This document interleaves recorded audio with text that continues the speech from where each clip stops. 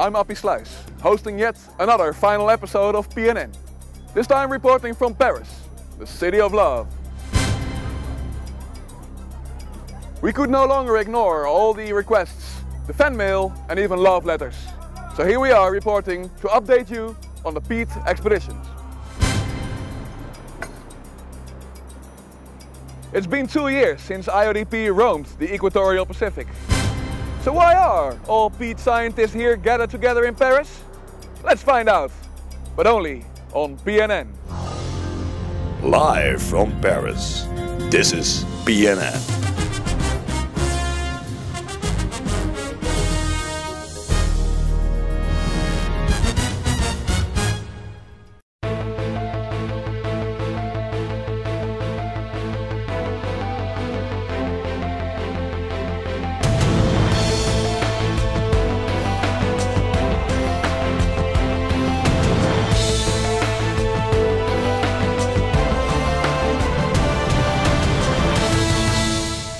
So, for those who don't know me, my name is Catherine Beltran.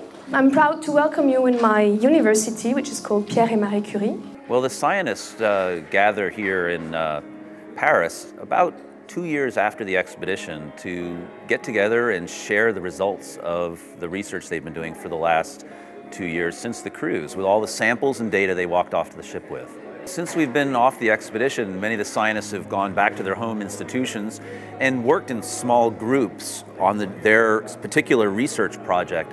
However, each of the different projects that the scientist is doing is not an individual effort in all respects. And so we get all the scientists together so they can start seeing how their research and their results combined with the other ones really answer the stories that we're trying to figure out. It's welcome everybody. It's great to see this great group of scientists. So the last time we all met together as a science party was in College Station. I think it was in October 2009, if I remember correctly.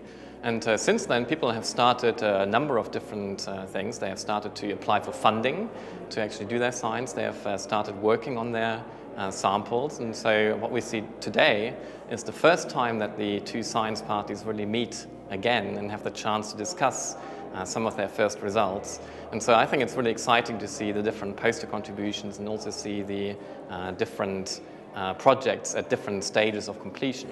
Different grain size signal within the squiggly lines, and then whether there's periodicities within that, of course. I mean, we have the meeting to do two things. One is to make sure that scientists know what other scientists are doing, but also we're getting together to plan the publications that'll be presented in the journal articles. It's very difficult. We have a group of 70 scientists and they all do their individual projects. And for us, particularly as co-chiefs, it will be still the task to try to coordinate this research. So to make sure that all the gaps are covered and that there's not duplication of effort on the one hand, and also to really link into the bigger picture of how these different little facets of knowledge that we gather from the records, how they all fit together into a much bigger picture. So these are the plankton forearm zones, and these are events. So these areas of. And eventually, this will all come out in publications. That's the official form for us to communicate these results to the outside world, if you like. And that will be a process that will continue for the next few years or even decades, I think. You know, the lower part might be 0.05% organic carbon. That'll take care of this project. However, this has been an effort that's been going on for many decades of people trying to understand the evolution of climate in the equatorial Pacific region and also in global climate. And so this is just one part. The scientists, I've already heard scientists talking about what next places they should be drilling in the equatorial Pacific to help further understand the climate of the Earth. What's also nice is that we have a number of newcomers to the science party. So many PhD projects are based on the amazing samples we got from the Pacific. And so for some people, they will have just worked now for a few days or a few months on that project. And they get introduced to the more senior scientists and also to the bigger picture problem of the expedition.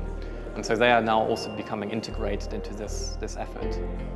One of the major things we're trying to do is to raise the next generation of scientists to carry on.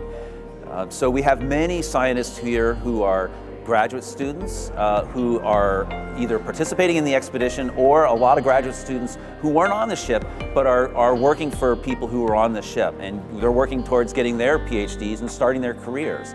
These are the people who in another 5, 10, 15 years will be the ones who will be leading these expeditions.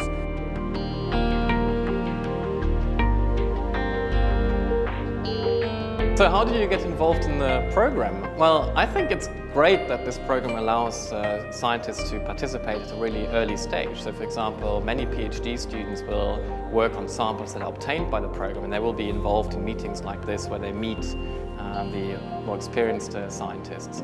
And I mean, we have a set of examples like Appie Slaus, for example, who sailed already as an undergraduate student on the ship. And so at that stage, people learn how to get involved in these bigger corporations. And I've talked to a few young people, and they've already got great ideas now, which I think they'll probably put into some additional applications for future expeditions. So I think it's quite easy to get into this program.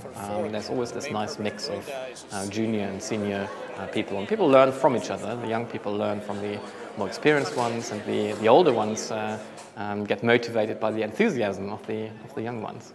We are currently on the JOIDES Resolution, the drill ship of the Integrated Ocean Drilling Program. Scientists are very good at talking to other scientists and explaining what they're doing, but we're not always very good at explaining to our family members, our friends, about what we do. And I think it's, I had a girlfriend in college who one time said, Adam, I'll listen to you talk about geology, but most other people don't want to hear that. And I think they get bored with that sometimes, and I think it's really important to figure out how to communicate the interesting things we're doing and the important things we're doing in ways that people can understand and enjoy to watch and are engaging. And I think with PNN and other sorts of efforts that people have been doing to try to engage non-scientists and to catch their attention. You guys have quite the knack. You always seem to know when it's time. You look up and see we're doing 11 knots, and that's when you want a drilling update, right?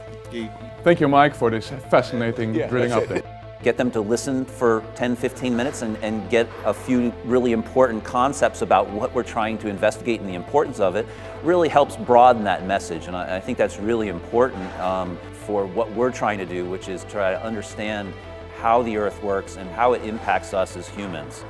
Thank you everybody for this fascinating update. I'm Appie Slaus. Thanks everybody for this fascinating update. This was the very final episode. Final PNN. So I shall be no more. But remember, the PEAT will go on. For you, but no more PNN. Cheers. Cheers. Cheers to the camera. PNN. Only on PNN. Is the mic still on, man? I think so.